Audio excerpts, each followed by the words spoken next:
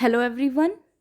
आज हम स्टार्ट कर रहे हैं आपकी क्लास 8th की हिंदी की कबीर की साखियों की वर्कशीट नंबर 18। डेट है आपकी 26 नवंबर 2020। आज की जो आपकी वर्कशीट है वो आपकी पुनरावृत्ति है, यानी कि रिवीजन है। ये सारी जो साखियाँ है वो हमने आपकी लास्ट की वर्कशीट्स में पढ़ी थी, इसके भावार्थ को समझा था, तो इसमें हम बस थोड़ा सा रिवीजन करेंगे। बच्चों, अब तक हम कबीरदास जी की साखियाँ पढ़ चुके हैं, जिनमें उन्होंने जीवन से जुड़े आचरण, व्यवहार व आदर्शों की चर्चा की है। आज हम कबीर की साखियाँ पाठ की पुनरावृत्ति करेंगे, यानी इसका रिवीजन करेंगे।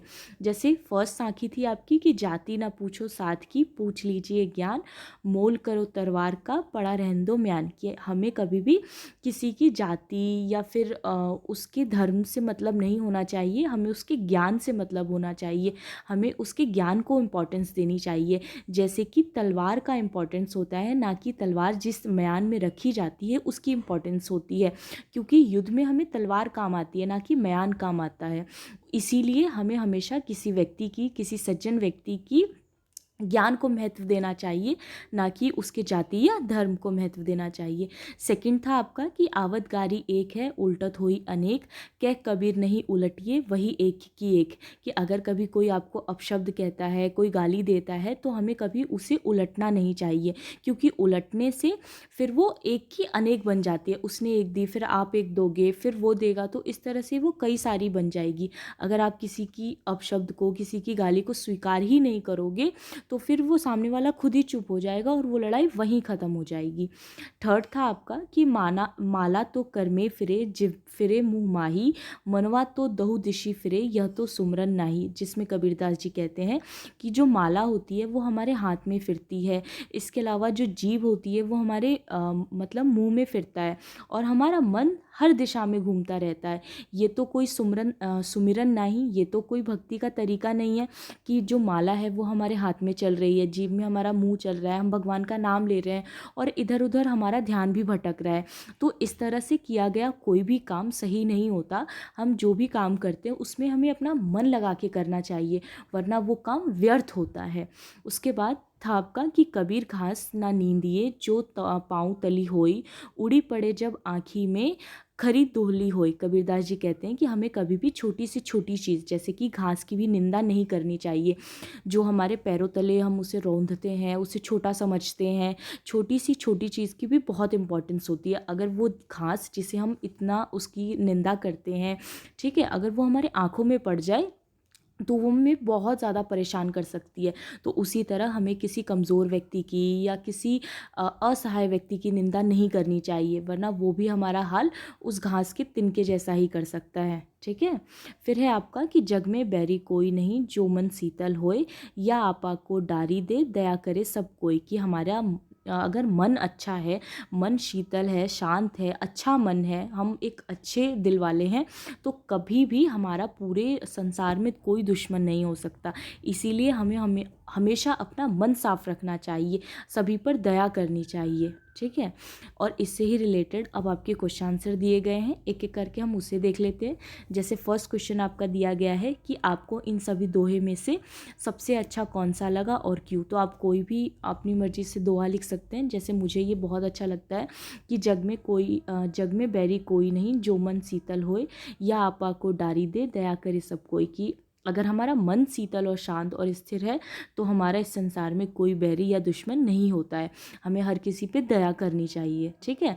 तो हमें अपना मन शांत और शीतल रखना चाहिए, स्थिर रखना चाहिए, इससे कभी भी कोई भी हमारा दुश्मन नहीं होगा। सेकंड क्वेश्चन है आपका कि मनवा तो दहु दिशी फिरे, कबीरदास जी इस युक्ति से आपने क्या समझा। तो इसका आंसर हो जाएगा कि कबीरदास जी कहते हैं कि माला हमारे हाथ में फिरती है, सॉरी बच्चों यहाँ पे फ आएगा, फिरती है। हमारी जीभ है वो हमारे मुंह में फिरती है, और हमारा मन सभी दिशाओं में घूमता रहता है। यह भक्ति व्यर्थ होती है। तो ऐसी भक्ति जिसमें कि हाथ में माला फिर रही है, इसके अलावा हमारे मुंह में जीभ फिर रही है, लेकिन हमारा मन सारे दिशाओं में घूम रहा है, तो ऐसी भक्ति का कोई फ़ायदा नहीं। जिसमें ईश्वर में हमारा मन ही ना लगे, ऐसे काम का कोई फ़ायदा नहीं है।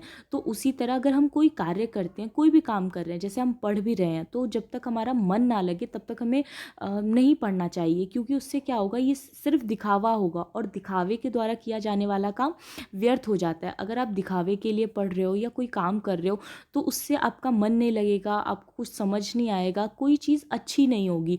इसीलिए हमें कोई भी जो काम करना चाहिए वो दिखावे के लिए नहीं करना चाहिए, बल्कि मन से करना चाहिए। ठीक है। फिर नेक्स्ट है आपका, जग में बैरी कोई नहीं, जो मन शीतल होए। पद के माध्यम से कबीरदास क्या कहना चाहते हैं?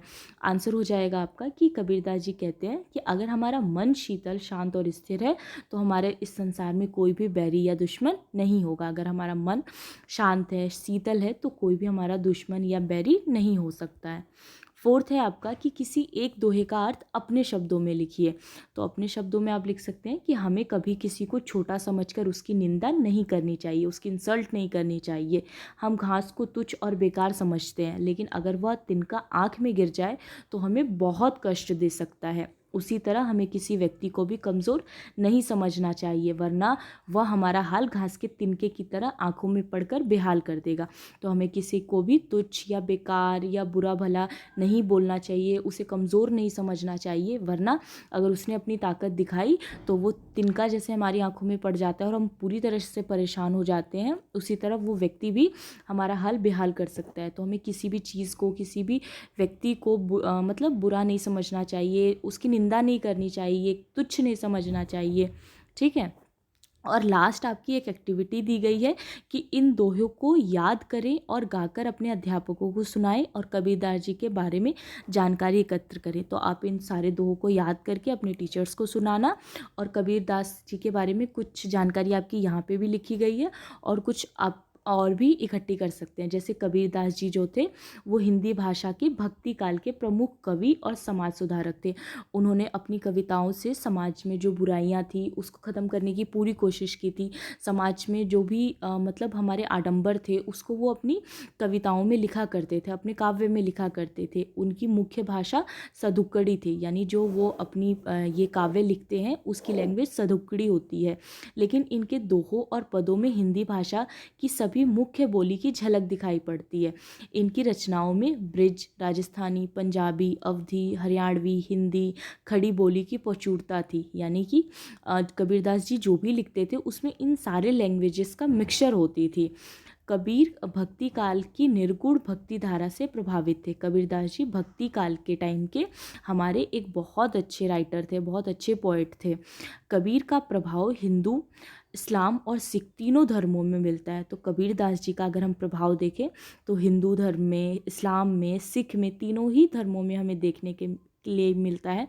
उन्होंने समाज के लिए इतनी अच्छी अच्छी काव्य, इतने अच्छे अच्छे दोहे लिखे जिससे हमें बहुत सी प्रेरणा मिलती है। ठीक है बच्चों।